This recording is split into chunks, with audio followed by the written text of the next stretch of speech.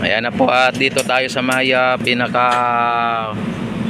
likod ng post office, ano, dito sa may phase 1A extension. At kung inyo nakikita mga bayan ay talagang na ano na dito, na kompleto na dito. Yan, project is complete, no. Talagang ito ay na ano na, nalagyan na ng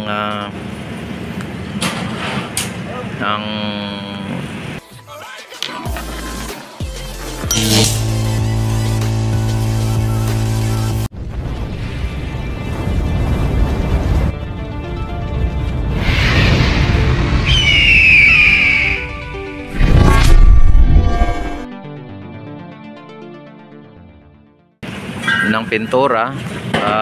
Talagang makapal na ang pintura nito. Ilang beses na nila ito na pinturahan, ano, kung inyo nakikita.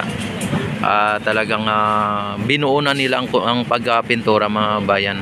Tapos sa mga baluster natin at mga mga lampos ay ano na rin, kompleto na rin, mga bayan.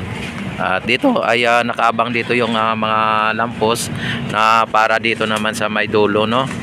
At dito siguro lalagyan din nila ng lampos itong gilid na ito. Sa ngayon ay naglalagay sila ng mga ganito para mabuhusan ito ng mamaya o kay mamayang gabi, o kay kung kailan matapos ito, no, na paglalagay nila.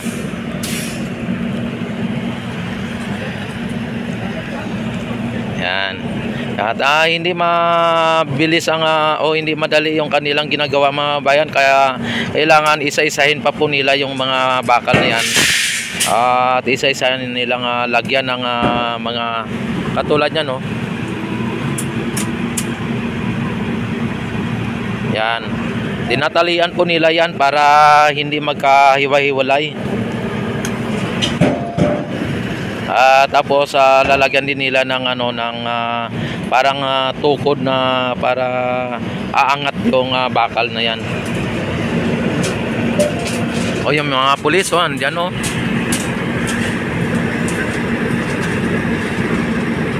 Yan, yung ating mga kapulisan nandito, gano sila dito.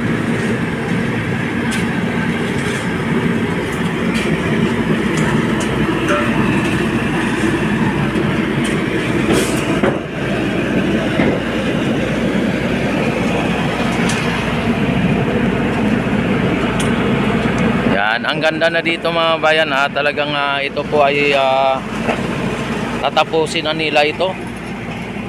Yan, at yung mga dito,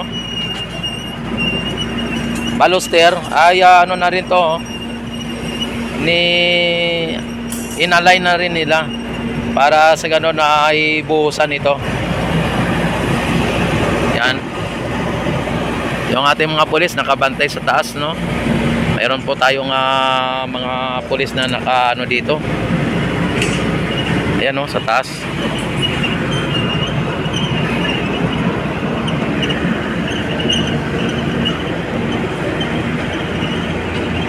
Nakita naman ninyo, mga bayan, pagka na to, naayos na to dito, ay na nila to, buhusan na nila to. Pagbalik natin dito bukas ay malamang tapos na po ito. Matatapos na po ito ng Ayan, inaano ng ating mga kapulisan ng mga dyan, yung mga natira sa mga gilid-gilid, para tanggalin. Yan, at babalik tayo dito sa may pinaka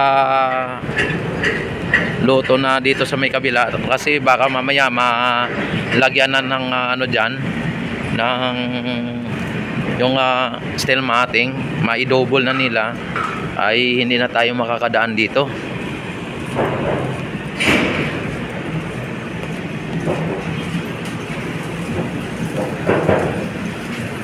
Yan, yung mga na yan. Yan, nakita naman ninyo, linalagyan nila ng ganyan, para umangat. At mamaya pag nalagyan nila ng ganyan, hindi na tayo dito pwedeng dumaan. Kaya habang hindi pa nila, habang pwede pa tayong dumaan, dadaan muna tayo. Ayan, mga linalagay nila.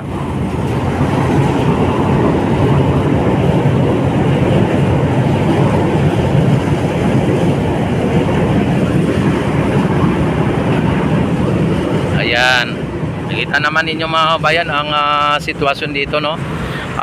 Talagang lusot-lusutan na dito mga bayan pagka ito ay natapos. Talagang lusot-lusot na yung mga namamasyal.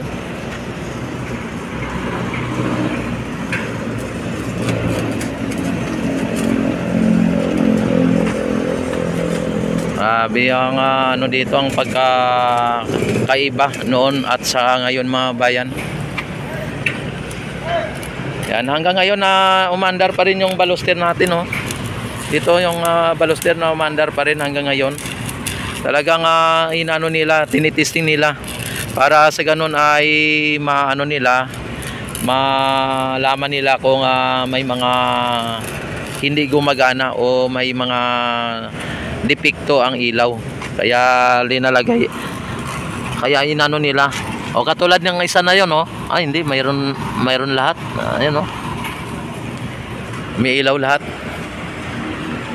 Ayan, talagang ano dito tayo. Mabuti nga yan tayo ay open dito sa construction, ano.